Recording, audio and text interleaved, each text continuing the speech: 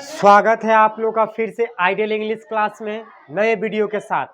अर्थात इस नाउन के तीसरे पार्ट में आपने देखा पिछले दो पार्ट में नाउन किसे कहते हैं, व्हाट इज नाउन, नाउन के कितने भेद हैं और प्रॉपर नाउन और कॉमन नाउन को आपने पार्ट 2 में पढ़ा था।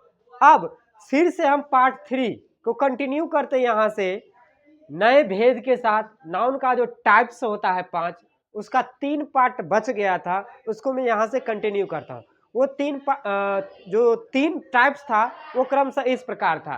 पहला था मटेरियल नाउन, दूसरा कलेक्टिव नाउन और तीसरा एब्स्ट्रैक्ट नाउन। तो आइए शुरुआत करते हैं नाउन के इस तीसरे भाग को। तो पहला है मटेरियल नाउन। क्या है? Material noun. मटेरियल नाउन किसे कहते हैं? मटेरियल नाउन किसे कहते हैं? मटेरियल नाउन का हिंदी होता है द्रव्यवाचक संज्ञा। क्या होता है? द्रव्यवाचक संज्ञा। इसका हिंदी क्या होता है? मटेरियल नाउन का द्रव्यवाचक संज्ञा। द्रव्यवाचक को ही धातुवाचक भी कहा जाता है, याद रखें। तो देखिए आते हैं material noun. The noun which can be weighed and measured. Weighed जो है ना, वेट का थर्ड फॉर्म है, ये वर्ब का तीसरा रूप है वेज्ड, जिसको वे पढ़ा जाता है, कह सकते हो। Weighed and measured is called material noun. वह संज्ञा जो मापा या तौला जा सके वह द्रव्यवाचक संज्ञा कहलाता है। वह संज्ञा जो मापा या तौला जा सके वह द्रव्यवाचक संज्ञा कहलाता है। अर्थात ऐसे समझिए, दुनिया का कोई भी चीज हो जिसे आप तराजू पर तौल सकते हैं। किस पर? तराजू पर। जिसको आप तौल सकते हैं, जिन सब चीजों को आप तराजू पर तौल सकते हैं या माप सकते हैं, जो मापने का जो मशीन आता है, जैसे गांव घर में दूध ही मिलता है तो देखते हैं दूध वाले सबका एक अपना मापना रहता है, माप करने मतलब मापने का एक, जैसे डब्बा हो सकता है या प्लास्टिक का कोई भी डिब्बा बड़ा वाला भी रहता है, 1 लीटर का, आधा लीटर का, 2 लीटर का, ऐसे मापने वाला नहीं होता है गाँव घर में। लोटा भी होता है, गिलास भी यूज करते हैं वो लोग, दूध वाले ग्वाला जो होते हैं।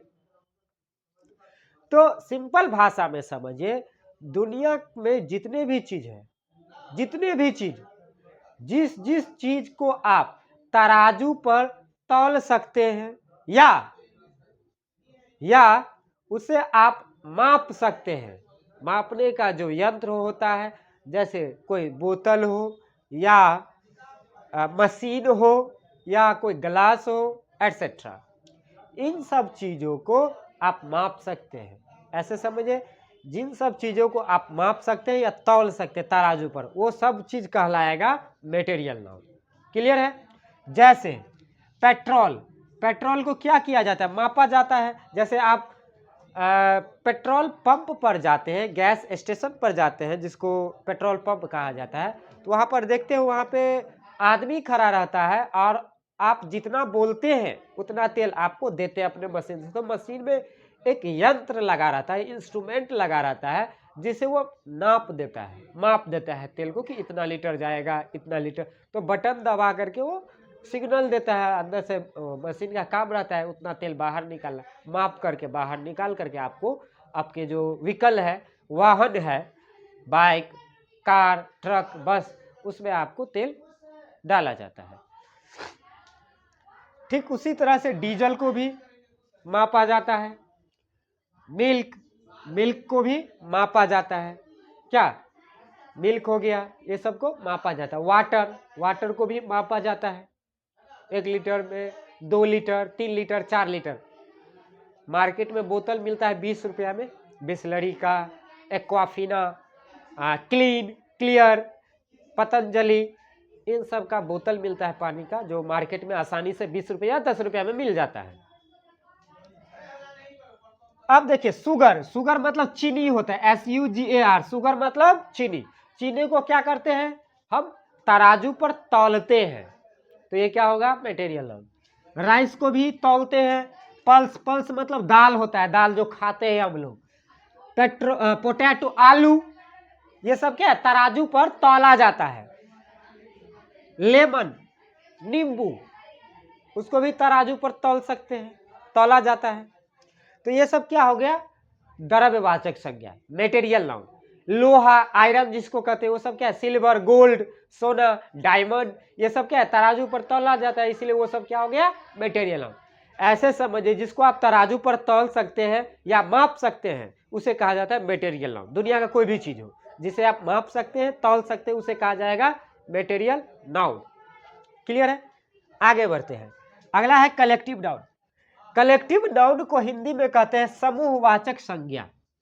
समूह, कलेक्टिव नाउन को हिंदी में कहते हैं समूहवाचक संज्ञा। ध्यान रखें। तो देखिए क्या होता है collective noun. The noun which tells about group is called collective noun. वह संज्ञा जो समूह के बारे में, ध्यान रखिएगा, समूह के बारे में बताता है, वह समूहवाचक संज्ञा कहलाता है। वह संज्ञा जो समूह के बारे में बताता है, कोई भी चीज हो दुनिया का, अगर एक से अधिक है उस चीज के बारे में बताएगा। तो आइए एग्जाम्पल के माध्यम से समझते हैं। वह समूहवाचक संज्ञा किसे कहते हैं? वह संज्ञा जो समूह के बारे में बताता है, वह समूहवाचक संज्ञा कहलाता है। क्लियर है? आगे दे, जैसे अ ग्रुप ऑफ बॉयज, लड़कों का समूह। अगर कोई भी लड़का हो, अगर एक से अधिक लड़का है कहीं भी, एक नहीं बल्कि एक से दो भी हो जाएगा लड़का, तो समूह हो जाएगा लड़कों का। एक रहेगा तो नहीं होगा, कोई सिंगुलर कहलाएगा। इसलिए ध्यान रखिएगा, कोई भी चीज हो दुनिया का, सब अगर एक से अधिक है तो उसे समूहवाचक संज्ञा के अंतर्गत रखा जाएगा। एक जगह एक से अधिक है तो, समझे? तो देखिए, अ ग्रुप ऑफ बॉयज, लड़कों का समूह। अ ग्रुप ऑफ गर्ल्स, लड़कियों का समूह। अ गैंग ऑफ रॉबर्स, डाकुओं का समूह। रॉबर्स मतलब डाकू नहीं, लूटने वाला रहता है, रॉबर जिसको भी कहते हैं इंग्लिश में, डाकुओं का समूह। अ बंच ऑफ कीज, चाबियों का गुच्छा। तो आप देखिए यहाँ पे एक से अधिक लड़कियां हैं तो लड़कियों का समूह, एक से अधिक डाकू है तो डाकुओं का समूह। इंग्लिश में क्या कहा जाता है? एक गैंग ऑफ रॉबर्स।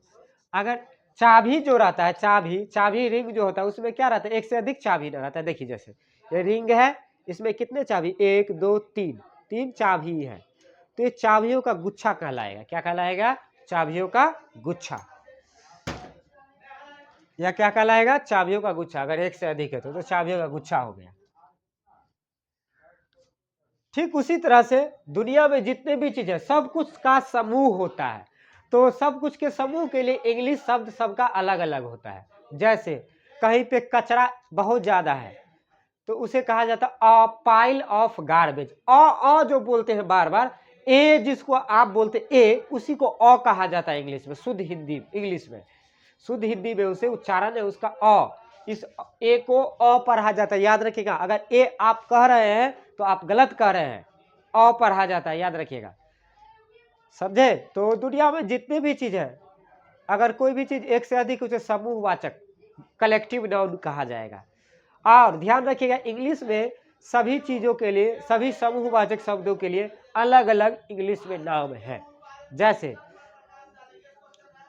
फ्लावर्स जो होते हैं, फूल देखते हैं, तो किसी से मिलते हैं तो फ्लावर्स का देते हैं, ग्रीटिंग करते हैं, स्वागत करते हैं, उसको क्या कहते हैं? Bouquet. A bouquet of flowers. समझे? तो ये हो गया।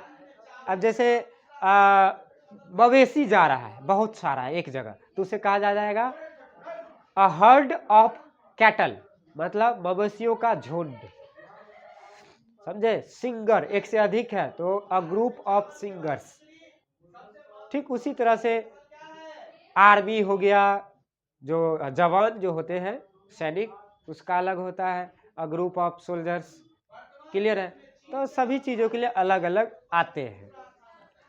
तो आशा है कि आपको कलेक्टिव नाउन आपको समझ में आ गया। अगर डाउट है तो कमेंट करिए, आपको 100% सॉल्यूशन बताया जाएगा। अगला है एब्स्ट्रैक्ट नाउन, भाववाचक संज्ञा।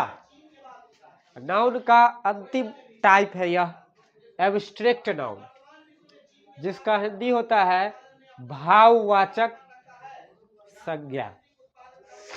तो आइए देखते हैं भाववाचक संज्ञा किसे कहते हैं, क्या होता है और इसका एग्जाम्पल क्या है। Abstract noun, the noun which can not be touched and seen. क्या कर रहा है, the noun which can not be touched and seen but only feel is called abstract noun. एक बार और पढ़ते हैं, the noun which can not be touched and seen but only feel is called abstract noun. वह संज्ञा जिसे छुआ, मतलब हाथ से छू नहीं सकते हैं, जिसे छुआ और देखा नहीं जा सके, आंख से देखा नहीं, वह संज्ञा जिसे छुआ और देखा नहीं बल्कि केवल महसूस किया जा सके, वह भाववाचक संज्ञा कहलाता है। वह संज्ञा जिसे छुआ और देखा नहीं बल्कि केवल महसूस किया जा सके, वह भाववाचक संज्ञा कहलाता है। सिंपल भाषा में समझिए, ये दो हाथ है, ठीक है, और ये दो आंख है।